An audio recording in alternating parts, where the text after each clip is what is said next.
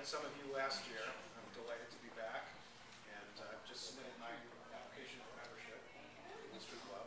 So this is just a really wonderful group, and I'm glad to be back here getting to speak with you folks again. I'm the author of this book. It's called A Year in Mudville, An Oral History of Casey Stengel and the Original Mets. And I wrote the book because most of my life I've just been fascinated by the original Mets. I was fascinated by the fact that there could be a team that was eliminated from the pennant race in early August, that finished 60 and a half games out of first place, and that had a utility infielder who made 32 errors that season. It's just one thing after another, and it just really put the hook in me.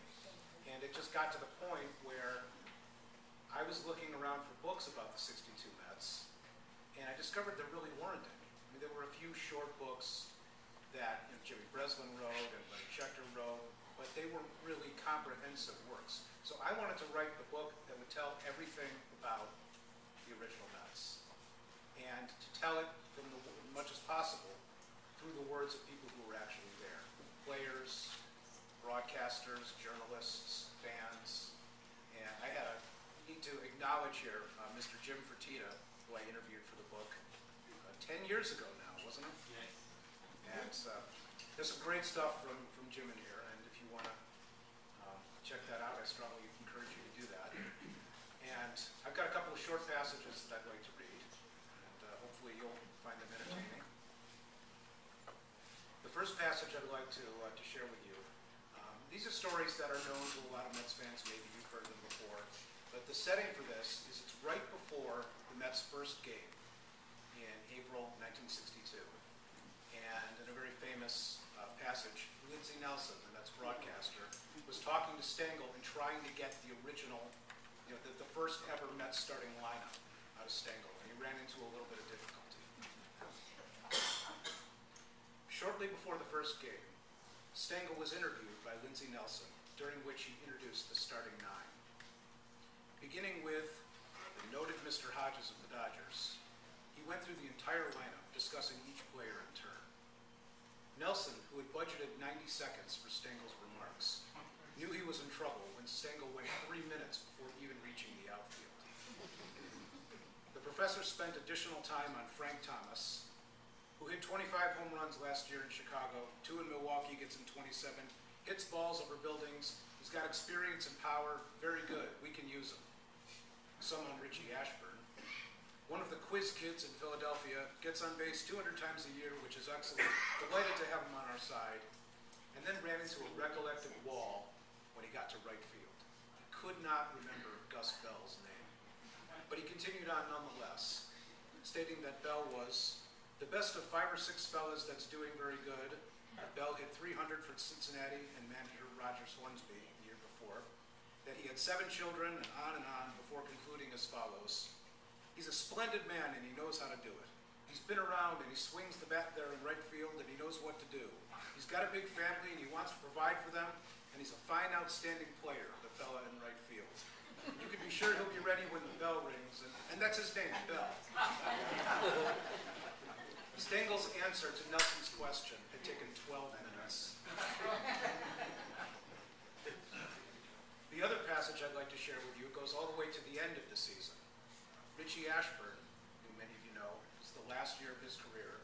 He had 306, made the All-Star team, was the only original Met to do so, which I believe was today's trivia question. But we tie all this in together here. And he won a very special prize for his performance, and had some very unexpected consequences. Ashburn was selected by the writers as the club's most valuable player, for which he was awarded a 24-foot Owens power ring. Ashburn accepted both the award and the events which followed with typical humor. Most valuable player of the worst team ever? He asked, just how do they mean that? The boat presented another conundrum, since Ashburn lived in Nebraska. He also still had a home in Philadelphia, so he moored the boat across the Delaware River in Ocean City, New Jersey. Unfortunately, a short time after, the boat sank. But it didn't just sink, he recalled later. The sucker took 5 or 6 days to go down. Apparently the drainage plug had never been installed. So they dragged it up and I sold it, Ashburn explained to Sports Illustrated. Oh, and the guy I sold it to, his check bounced. Ashburn's boat was not the only nautical craft to figure into Mets lore that season. Early in the year, the Howard clothing store, which had also provided the boat Ashburn won, erected a sign in left field just by the foul pole. As part of its promotion, the company decreed that Mets batters hitting the sign and adjacent circles on the wall would receive points, and the player with the most points at year's end would also win a boat. Stengel complained mightily about this, stating, "We might get to the season, and I might need a couple of games to finish higher, and what am I going to get? Everybody will be standing up there and going, whoom, just trying to win themselves a nice boat. Well, I'm sitting there hoping they'll butcher boy the ball into the ground and give me a run or two. I don't like it at all." In an unsuccessful attempt to mollify the manager, the Howard Company erected a similar sign in right field. Ashburn remembered that ball boys were stationed down both the first and third base lines for the purpose of monitoring whether any ball hit landed in one of the circles. "Well, I hit one ball that I know was in the circle, but the ball boy didn't see it," Ashburn said 30 years later, "and there was no appeals process. That ball should have given me enough points to win the boat. So I should have won 2 boats that season. But what the hell, I didn't even know what to do with one. Impressed."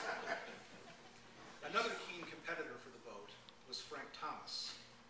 On one occasion, after watching Thomas jerk foul ball after foul ball from the left field line toward the sign, Stengel came up to the box and said to him, "If you want to be a sailor, join the Navy."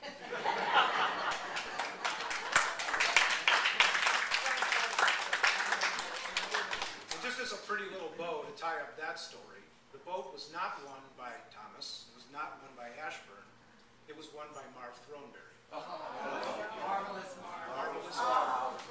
There's a lot about Marvelous Marv in here, but that story is one of my favorites. He was similarly landlocked.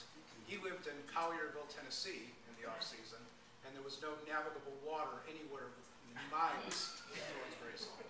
And to make matters worse, he had this boat sitting in storage, and he was contacted by a representative of Major League Baseball a few days after he won it, saying that Ashburn's boat was awarded to him by the writers.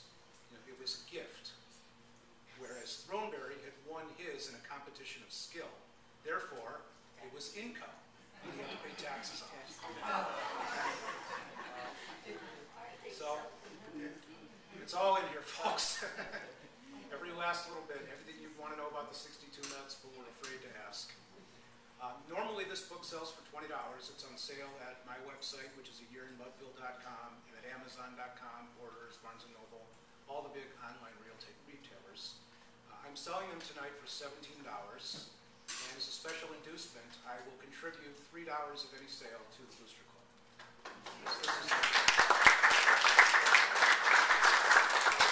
A wonderful thing you folks have going on here, I'd like to do my bit as well. And I'll mention as well that I'm a musician. I've got a few music CDs. I play Irish music and acoustic music, things like that. Normally my CDs are $15.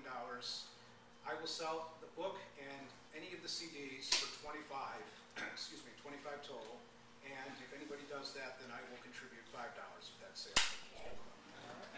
So I won't take any more of your time. Thank you so much for listening.